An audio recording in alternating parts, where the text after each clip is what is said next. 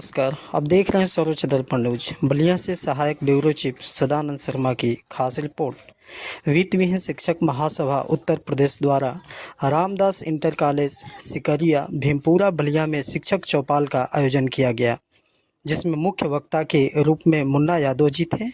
तमाम शिक्षकों ने शिक्षक समस्या पर अपने अपने विचारों को रखा। अंत में डॉक्टर कृष्णमोहन यादव जी ने कहा कि हमें एकजुट रहने की आवश्यकता है, हमें संगठित होना पड़ेगा। यदि हम संगठित नहीं होंगे तो हम अपनी बात को नहीं कह पाएंगे। इसलिए हमें संगठन को मजबूत करने की आवश्यकता है, क्योंकि संगठन में एक बहुत बड़ी ताकत होती है। संगठन के बल पर ही हम सरकार के समक्ष अपनी बात को रख सकते हैं और मनवा भी सकते हैं। उन्होंने ये भी कहा कि यदि शिक्षक साथी के किसी के ऊपर उसके आन बान शान पर थोड़ी सी भी आँच आई तो मैं उसके लिए सदा खड़ा मिलूँगा। जिसमें रामजी सिंह, धनंजय उपाध्याय, वर्मा जी, सोनू जी, ओम प्रकाश, मुन्ना यादव, संतोष यादव, आलोक मिश्रा, राजेश जी, शर्मा जी आदि तमाम शिक्षक साथी मौजूद रहे। संचालन रामबचन यादव जी ने किया। तो इसको लेकर के लंबे समयों से सरकारों ने, चाहे तत्कालीन सरकार रही हो या वर्तमान सरकार है, आज शिक्षकों को सिर्फ जो है ठगने का काम किया है। इस बीच जो है आज सदन में जो हमारे माननीय एमएलसी पहुंचे हैं, वह संविधान में उस व्यवस्था की देर है जहां पर शिक्षक को वहां पर सदन में प्रतिनिधित्व करने के लिए मौका दिया गया है। संविधान में शिक्षक के नाम पर वो व्यवस्था है कि शिक्षक जो है अपने समाज की बेहतरी के लिए, शिक्षा में गुणवत्ता बढ़ाने के लिए, शिक्षा को कौशल युक्त बनाने के लिए आज हम किसी भी प्रकार से शिक्षा में नव प्रवर्तन के लिए समाज से जो शिक्षक एमएलसी चुन करके जाते हैं, शिक्षक समाज से सदन में सरकार से अपनी मांग को रखते हैं और सरकारें जो है इस पर विचार करती हैं। आज ये व्यवस्था संविधान में दी गई, इसके चलते आज संविधान में शिक्षक जो है एमएलसी शिक्षकों के बीच से जा रहे हैं।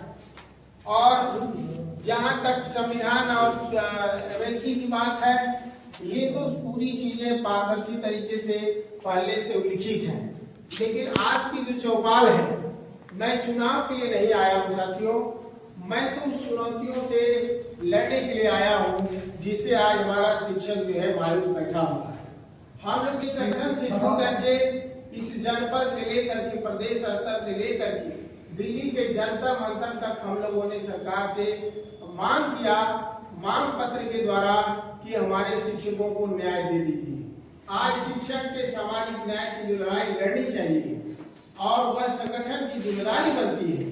आज संगठन धीरे धीरे वह अपने लक्ष्यों से कहीं न कहीं भटक गए और किसी न किसी कारणों से वह संगठन इस तरह से इस स्थिति में चला गया जो शिक्षकों से काफी दूर चला गया और हमारे शिक्षक मायूस हो गए। और जो संगठन बचे, आज उत्तर प्रदेश में जो हमारे शिक्षक बटे हुए हैं, एक तरफ राज्य कर्मचारी के रूप में जो राजकीय विद्यालय के शिक्षक हैं, दूसरी तरफ ग्रांट से अनुदानित शिक्षक जो आते हैं माध्यमिक विद्यालय में, और तीसरी तरफ जो वित्त विहीन विद्यालय के शिक्षक हैं। तो आज हर व्यक्ति का एक संगठन है। आज रिक्शा चलाने वाले जो ठेला लगा रहे हैं, खोमचा लगा रहे हैं, दुकानदार हैं, व्यापारी हैं और किसी तरह से किसान हैं, मजदूर हैं, उनका एक संगठन बना है और वो अपने संगठन में मिल करके अपने भाइयों के लिए, अपने समाज के लिए लड़ाई लड़ने का काम कर रहे हैं। लेकिन आज बुद्धिजीवी समाज इस प्रकार से उपेक्षित है। आज जब माध्यमिक शिक्षक संघ के नेताओं से मिलिए तो वह अपने पेंशन की लड़ाई लड़ने की बात करते हैं। उनको वेतन मिल चुका है और वो हमारे मानदेय की बात सबसे नीचे करते हैं। लेकिन जब हम अपने संगठन की बात करते हैं, जब हम विभिन्न विद्यालयों से जुड़े हुए शिक्षक संगठन की बात करते हैं, तो जो संगठन शुरू हुए थे, एक साथ आए थे मंच पर, आज बिखर चुके हैं। उनमें से बहुत सारे संगठन के नेता अपने कार्यों से विमुख हो गए और बहुत सारे नेता कई न कई पार्टियों में जाकर के अच्छे पद पर आज आसीन हो चुके हैं। मैं किसी का नाम नहीं लेना चाहता, मैं किसी के विरोध में नहीं आया। ठीक है, जो जहां है, जिस उद्देश्य से गया है, शिक्षकों के बीच से गया है, अगर वहां से भी अगर शिक्षक के लिए कुछ काम करता है तो हम सब उस नेता को धन्यवाद देते हैं। लेकिन दुख तो तब होता है जब आप ही के बीच का व्यक्ति जो है आपसे सहयोग लेकर के किसी ऊंचाई पर पहुंच जाता है, उसके बाद भी आपको पहचानने से इनकार करता है, आपके सुख और दुख में शामिल नहीं हो पाता है, तो कष्ट तो वहां होना लाजमी बात है साथियों। और हम सब जो है तमाम परिस्थितियों को देख रहे हैं कि आज अगर संगठन समाप्त हो जाए, आज संगठन समाप्त हो जाए, निश्चित रूप से इससे भी बुरी स्थिति हम लोगों की हो सकती है। आज जो भी आप आए हैं, चाहे आप वित्तहीन शिक्षक में हमारे शिक्षकों को मत देने का अधिकार नहीं हुआ करता था। पहले सरकारी विद्यालय के शिक्षक ही मत देते थे। ये 2004 में संगठन बना माध्यमिक वित्तहीन शिक्षक महासभा के नाम से, और तब से सबसे पहले लड़ाई लड़ा कि अगर हम शिक्षक हैं तो सरकार हमें वोट ऑफ राइट दे। लेकिन सरकार हमें वोट ऑफ राइट नहीं देती थी, हमें अंशकालिक अध्यापक के रूप में काम कराती थी और उसमें मतदाता बनने के लिए हमको पूर्णकालिक शिक्षक का दर्जा होना चाहिए। तो हमारा संगठन सबसे पहले अदालत का दरवाजा खटखटाता है और वहां जाकर के अपील करता है कि मैं 6 पीरियड 8 पीरियड पढ़ाता हूं, मैं विद्यालय में समय से पहुंचता हूं, अपने हर कार्यों को करता हूं, विद्यार्थियों के साथ जुड़ करके परीक्षा से लेकर के मूल्यांकन तक मैं सहयोग करता हूं, तो मुझे सरकार शिक्षक क्यों नहीं मानती है और हमको वोट ऑफ राइट क्यों नहीं देती है। तो कोर्ट की सुनवाई के बाद आपको जो है प्रथम बार जो है 2014 में ही कोर्ट का आदेश आ गया कि आप मतदाता बन सकते हैं, और उसमें मतदाता बनने के बाद आप जो है सदन में जाने के लिए आप भी उसमें अपना आवेदन कर सकते हैं।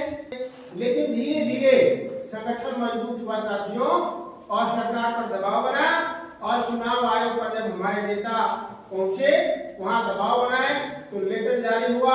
2014 से हम लोग मतदाता बनना शुरू किए, और संगठन मजबूत होने की देन है कि उसके बाद जो भी निर्णय लिए जाते हैं, उस निर्णय में हमारे शिक्षक संगठनों की देन रही, और सबसे बड़ी भूमिका, जैसा कि अभी हमारे रामवचन भाई कहते हैं कि हमारे जो वर्तमान एमएलसी हैं, 184 में जो विद्यालय अभी फॉर्म लेट जमा किए थे, उन पर सरकार ने 50,000 रुपये फाइन लगाया था, और फाइन से बचने के लिए यहाँ से तमाम प्रबंधक और विद्यालय से जो चंदा लिया गया, उसकी लड़ाई सबसे पहले कोर्ट में जियारत हुसैन जी ने लड़ा, और वो 50,000 जो है जुर्माना लड़ करके कोर्ट से माफ भी कराया, और दोबारा जो है वो बच्चों की परीक्षा भी हुई।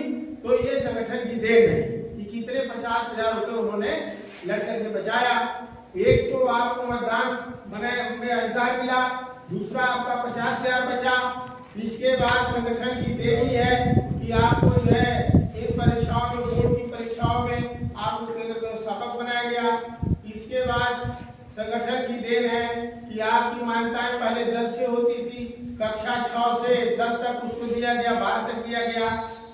उसके बाद आज संगठन की देन ही है कि संगठन लड़ करके कोर्ट से आज आपकी मान्यता की जो धारा पहले 7 प्रॉपर हुआ करती थी, जिसमें किसी वर्ग विशेष के नियुक्ति मान्यता का कोई प्रावधान था, किसी शिक्षक के नियुक्ति का प्रावधान था, उसमें कोई मान्यता का विद्यालय का कोई प्रावधान नहीं था, और उसको लेकर के संगठन कोर्ट गया। तो कोर्ट ने कहा सरकार से कि भाई ये धारा गलत है, आप मान्यता कैसे दे दिए, अर्थात आपके विद्यालय से जो विद्यार्थी पास हुए हैं उनके रिजल्ट जो है अवैध माने जाएंगे, अन्यथा आप धारा को संशोधित करने का काम करिए। तो सरकार जो है दबाव में आकर के उसको संशोधित किया, और आज के डेट में जो धारा 7(4) है उसमें कन्वर्ट हो चुका है, आपकी मान्यता 7 नवंबर से समाप्त हो चुकी है, और उसके तहत पुनः जो शिक्षक सेवा नियमावली शिक्षक को होनी चाहिए, उसके लिए संगठन पुनः कोर्ट गया है, और कोर्ट के निर्देश पर हमारे संगठन के प्रधान महासचिव जियारत हुसैन जी द्वारा लगातार प्रयास किया जा रहा है कि कोर्ट के निर्देश पर सरकार से सहमति बन जाए और हमारे लिए, हमारे शिक्षकों के लिए, विद्यालयों के लिए कोई ऐसी सरकार से व्यवस्था बन जाए जिससे कि भविष्य में ये विद्यालय भी सुरक्षित रूप से समाज में चलाए जा सके। वित्तहीन शिक्षक की अस्मिता की बात आती है तो सबसे पहले हम वित्तहीन शिक्षक हैं, उसके बाद हम पार्टी। अन्यथा हम अगर पार्टी पहले हो जाते हैं और वित्तहीन शिक्षक बाद में हो जाते हैं, उसमें हमारा हित सुरक्षित नहीं है। इसलिए आज हम सभी वित्तहीन शिक्षक परिवार के हैं और इसके लिए आज हम जगाने आए हैं कि आप सब जगिए। आपका अधिकार धीरे धीरे छीना जा रहा है, उसको अगर बचाने का कोई काम कर सकता है तो संगठन ही कर सकता है। इसलिए संगठन को बचाना है और संगठन आपका बचा रहेगा तो आपको बहुत सारे अधिकार संगठन ने लड़ करके दिलवाए हैं और आगे भी बहुत सारे अधिकार आपको दिलवाएंगे। हमारे देश के संविधान के रचयिता डॉक्टर भीमराव अम्बेडकर कहा करते थे कि आप शिक्षित बनो, संगठित रहो, संघर्ष करो, तभी आप किसी लक्ष्य को प्राप्त कर सकते हो। आपके साथ कोई भेदभाव हो रहा है तो हम लोग जो है आपके लिए खड़े हैं। किसी भी साथी के सम्मान में अगर कोई ठेस पहुंचता है तो उसके लिए हम लोग लड़ाई लड़ने का काम करेंगे। हम तो पीछे हटने वाले नहीं। हमारे साथ गाजीपुर की धरती से हमारे बीच जो है प्रधानाचार्य महासभा के अति सम्मानित साथी मुन्ना सिंह यादव मौजूद हैं और साथ में है संतोष यादव जी, आप अहमदाबाद की धरती से हैं, मेरे शिक्षक हैं। मैं इनके बारे में बता दूं कि आप जो है संगठन में लंबे समय तक संघर्ष किए और अपने यहाँ जो गाजीपुर जिला है उसमें आपने इस आताताई जो ये भ्रष्टाचार की स्थितियां थी उसको लड़ करके समाप्त कराने का काम किए। जो जिला विद्या निरीक्षक कार्यालयों पर अवैध वसूली, स्काउट क्रीड़ा शुल्क, जहाँ की 14-15 में ही आदेश हो गया, ये संगठन की देन है कि किसी विद्यालय से स्काउट और क्रीड़ा शुल्क नहीं लिया जाएगा। ये सिर्फ जो है राजकीय या माध्यमिक विद्यालय से लिया जाएगा जहाँ ग्रांट सरकार के जा रहे हैं। तो ये संगठन की ही देन है। लेकिन इसके बावजूद भी हमारे कुछ तथाकथित संगठन के लोग उस जिले में दुकान चलाते थे और उसमें हिस्सा लेते थे।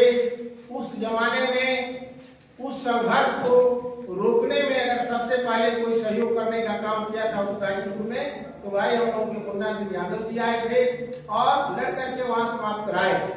अधिकारी को सुनना पड़ा, पीछे हटना पड़ा। ये एकता और संगठन की ही देन है। मैं अभी गाजीपुर की घटना बता रहा हूँ। गाजीपुर में अभी वर्तमान वैसी है, बात आ गई तो मैं कह रहा हूँ, मुझे करना नहीं चाहिए। और वहाँ एक संग्राम सिंह यादव जो है गरीब दास उच्चतर माध्यमिक विद्यालय के प्रधानाचार्य रहे। किसी कारणवश आकस्मिक मृत्यु हो गई, बीमारी दुर्घटना जैसे बीमारी का। हम लोग जो है एक किसी बैनर तले गाजीपुर जनपद में एक संयुक्त संघर्ष मोर्चा की बैठक किए थे। उसमें हम लोगों को समाचार मिला, हम लोग श्रद्धांजलि अर्पित किए उनकी और हम लोग वर्तमान एमएलसी से मांग किए कम से कम उस परिवार में उस अध्यापक की 4 बेटियां हैं, 50 लाख रुपए की मदद जो है एमएलसी साहब उस परिवार को दें, जैसे भी हो। तो अभी तक हमको ये पता चला कि एमएलसी महोदय के द्वारा या जो भी संगठन उनका चलता हो उनके द्वारा जो है 51,000 रुपये की उस परिवार को आर्थिक सहायता दी गई। जबकि वहाँ समाजवादी पार्टी के विधायक भी हैं, वहाँ के सांसद भी हैं, वहाँ के स्नातक एमएलसी हैं, वहाँ के शिक्षक एमएलसी हैं और सबसे बड़ा ताजुब ये है कि वो व्यक्ति जो है एमएलसी साहब के संगठन का पदाधिकारी भी है। तो आज के इस कठिन दौर में उस परिवार को अधिक से अधिक आर्थिक सहायता मिलनी चाहिए, ये मेरा भी मानना है। और हम लोग भी मांग कर रहे हैं या हम लोग भी एक प्लेटफॉर्म बना रहे हैं कि कम से कम हमारे संगठन की किसी भी साथी के साथ अगर कोई घटना घट जाती है तो कम से कम उस परिवार को 1 लाख की धनराशि